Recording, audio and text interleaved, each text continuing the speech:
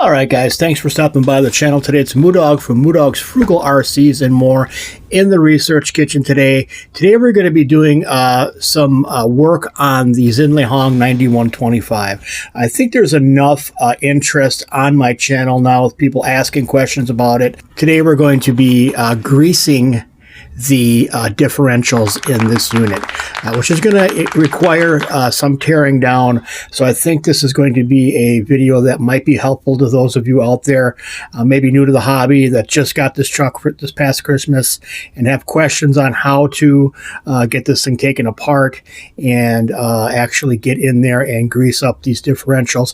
We're also going to take a look at the dual motor setup in this vehicle and see how that all is working together. So stay tuned, guys, and let's get at this. All right, the first thing we're going to need to do is go ahead and remove our body pins and take the body off and out of the way. Now, I have a magnetic bowl here that I put all my parts in, and you can actually take a Sharpie marker if you'd like to do so and go ahead and section this off and write whatever parts where your parts are coming from and make little sections on here if that's easier for you to do.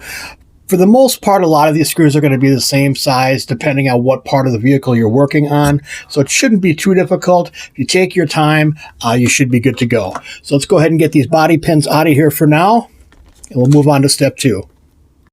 All right, guys, with the body taken off, we can go ahead and get our battery compartment opened up and make sure there's no battery inside. This one is good to go. We'll set these parts aside over here. Next thing we're going to need to do, guys, in order to get at this is remove our body post rack right here and our shock tower and some other components up in front and our shocks, and we'll go ahead and get at that next.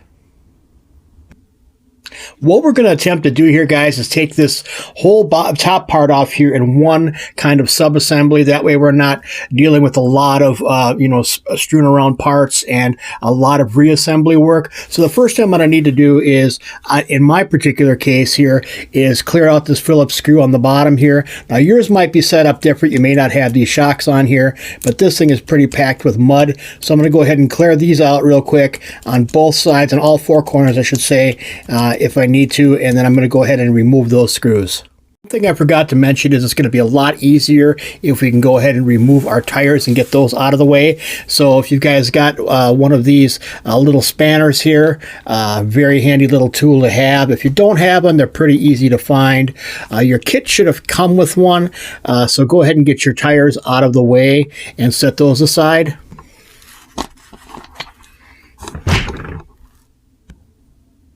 So I'm going to go ahead and assume you guys may not have a work stand. You can make your own pretty easily, guys, and I've made this one a while back now. I just used a good rigid cardboard box, and I used some Gorilla Tape to tape down some foam on either end here to give a little bit more grip. And this will, in effect, elevate your car a little bit higher then, so you can work on it a little bit easier should you need to. If you don't have a work stand or you don't have a box that you can make one out of, no worries. This is pretty easy to do, guys. Not a whole lot really to worry about as far as having the car elevated.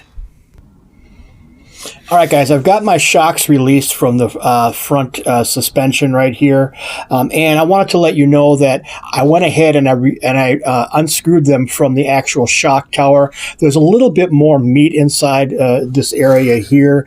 You have a little bit more plastic, and it's just a little more forgiving for removing and putting together, that type of thing.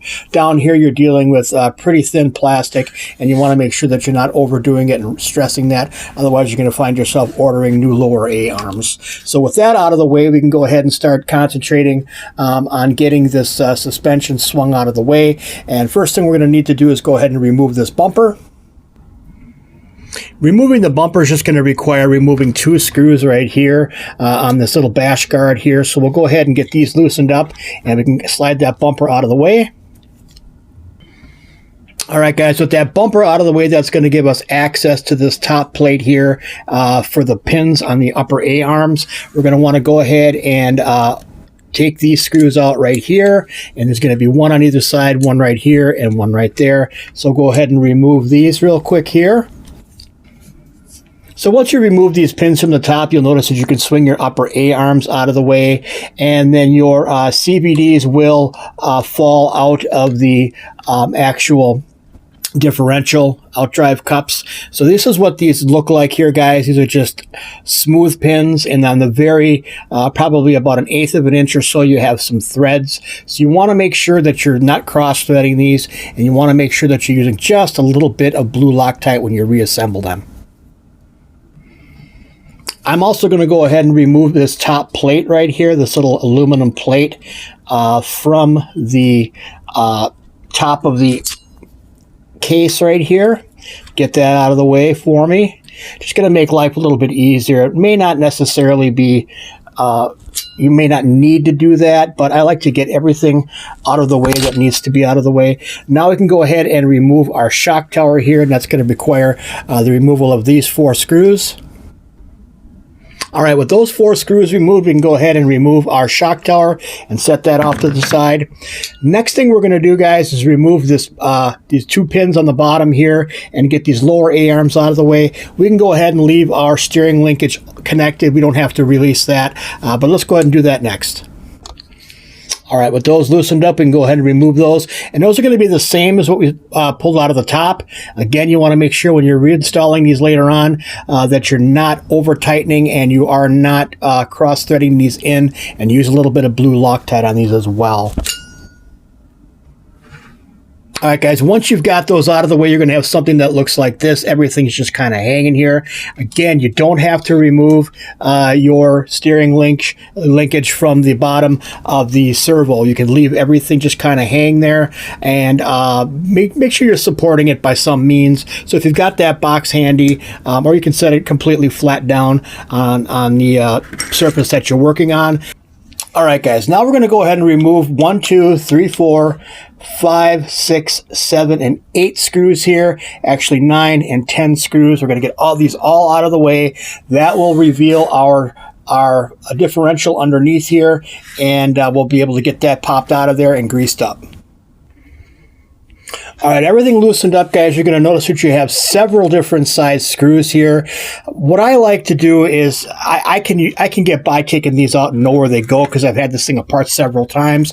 But if you're doing this for the first time, you want to make sure everything's going back in the right spot. You can just leave the screws sitting as they are. Loosen them up enough so you can get the cover off, and just kind of let the screws sit there. So we can go ahead and pull this cover straight up now and off, kind of working it back and forth just a little bit and getting it out of the way here. And there we go. So now we can see we have all of our screws still intact here, and you can press them down just a little bit more so they don't loosen up and you don't lose them. But they are pretty much all different sizes. You've got 3 different sizes of screws, so you don't want to mix them up. Now we can see that we have our differential is in view here. There is some grease already on here. I went ahead and I greased the outside of this when I first got it, but I neglected to grease the inside. The part that we're going to want to grease right is going to be this part right here, and there's going to be 4 screws that this thing comes apart, and we're going to apply some grease to the inside, put it back together, and get this all buttoned back up again. Removing this is nothing more than just lifting it straight out of its little orifice here, and you want to make sure that when you reinstall this, that you're installing these this gear. This planetary gear has to go this to the left. So the gear side here, the metal end is going to have to go to your left if you're looking at the front of the car facing you. So let's go ahead and wipe this off real quick. Good idea to keep plenty of rags handy for this particular job. It does tend to get a little bit on the greasy side, so you're going to get a little bit dirty here. So make sure you got a decent work area. Not a good idea to do this on the kitchen table unless you are living by yourself and don't care, but you want to make sure that you're keeping the peace with the rest of the family. So now with that wiped off, guys, I'm going to go ahead and remove these 4 screws on here, and I'll be right back.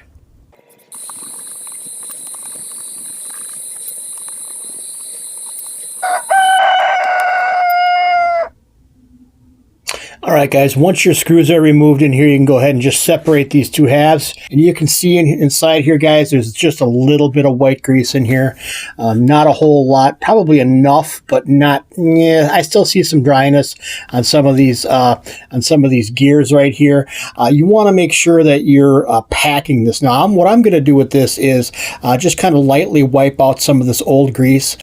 All right, guys, we've gone ahead and inspected everything here. Everything looks pretty good. I'm going to give this a slight wipe, and I'm going to snug this little screw down here as well, just to make sure that my outdrive cup is tight on there. And that's real simple to do. What you can do is hold it with your fingers here, or you can take a rag or whatever, hold it with a rag just to kind of get a better grip, and then go ahead and take your screwdriver and just snug that up a little bit, and that seems to be pretty good. And it spins nicely, so everything seems to be working good. Now you got a bearing on the outside here, and that bearing still feels really, really nice. So next thing we're going to do is get this thing packed up with grease. There's going to be different guys telling you, or different people telling you different kinds of grease to use. You can use hobby grade grease. You can use the differential oil. I'm going to be using a high temp grease, extreme pressure grease that I got at Walmart. Now I've got this big tub of grease here. Let's go ahead and zoom back out again so we can see everything here. This is the grease I'm going to be using. I'm not advocating buying this grease or using this grease in particular. I'm just showing you that you can get by using this type of grease and get the same result. So let's go ahead and get this packed up, and that's nothing more than just taking a kind of a spatula type thing. Now this is just a gasket remover, a small gasket remover I have in my toolkit, and you take a little bit of grease out, a good sized little dollop, like about that. And what I do is I will get this and pack it in, and you can kind of set it in there.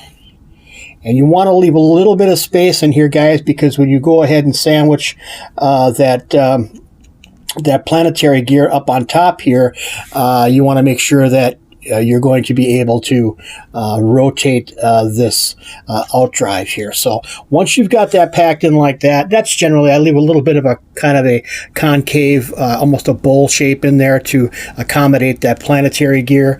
And I'm not quite sure I'm calling this by the right name, but I call it a planetary gear, this little one on the inside here. So we'll go ahead and put our cover back on. I always want to make sure if you're using tubs of grease that you keep it covered, and you make sure that whatever you're sticking in there isn't gritty or dirty.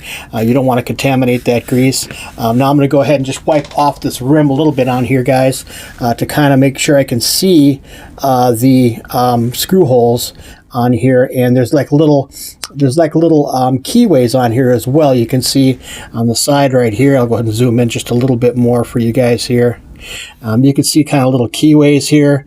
Those are going to match up with the keys that are on the actual planetary gear itself right here. So we're going to have to match those up, line up the holes, and then we can put this thing back together.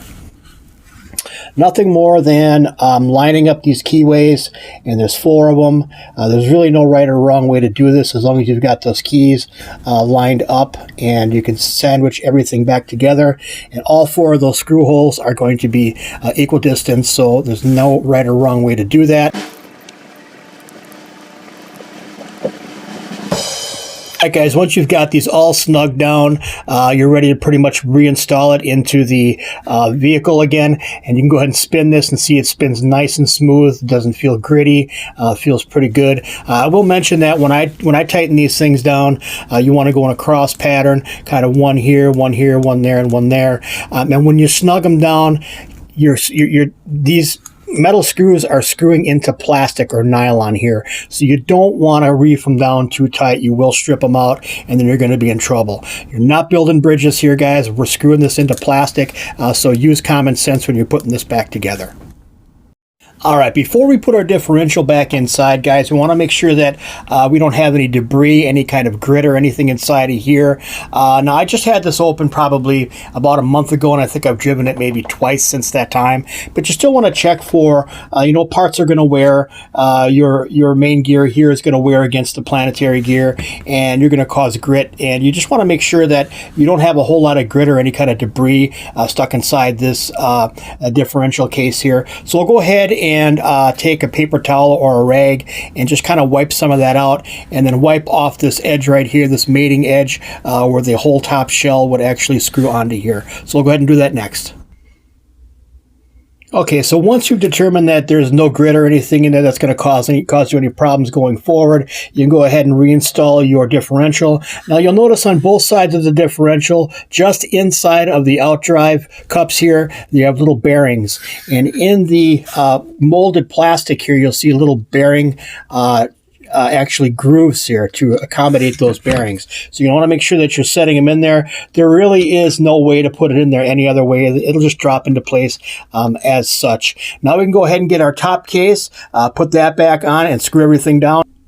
Quick side note I could mention right here, guys, is this is going to be your location for the servo. Your servo is going to sit right underneath this bracket here, and everything connects on the side. The wiring goes down underneath. Pretty easy to get at from this vantage point once that top case is off of there, and that's how you would get at your servo. So if there's any question on that, it's pretty self-explanatory. Once you've got it to this point, guys, we need to replace the servo.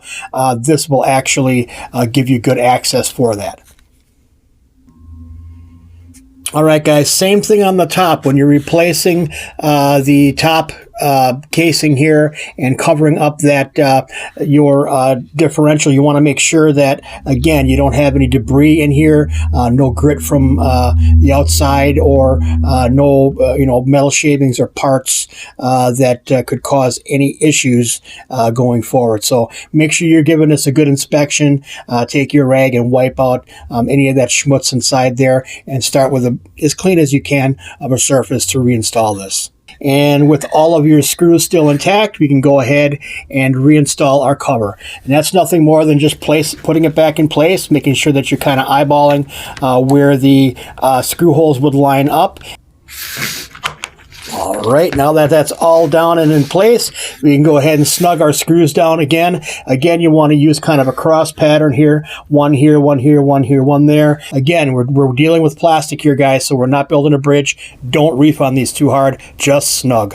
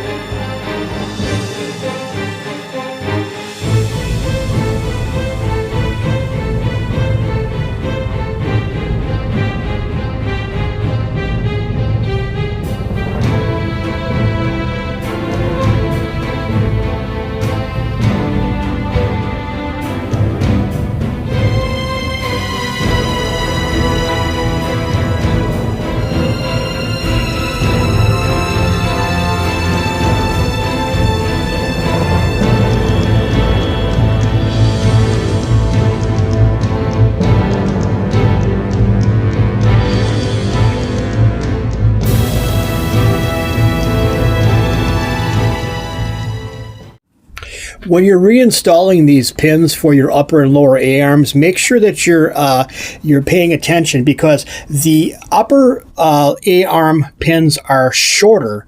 You can see here are shorter than the lowers. So you want to make sure that you're installing the uppers, the short pins into the uppers, and the longer pins into the lowers. And that's it. That's how to reassemble the whole thing, how to take it apart, get everything greased up. You got your differential greased. You've gone ahead and did your inspections. You've seen actually how to access your servo, which is back in this section right here. So if you guys need to change a servo, you'll know how to get at it pretty easily. Any questions, put them down in the comment section below. And look forward to see you guys in the next one. I'm going to be doing a secondary video on how to get this back section taken apart. We'll go ahead and grease that differential as well, and we'll go ahead and take a look at those motors and the gearing back here, and we'll kind of go from there. But that's it for this one. We'll see you all in the next one, and God bless the Republic.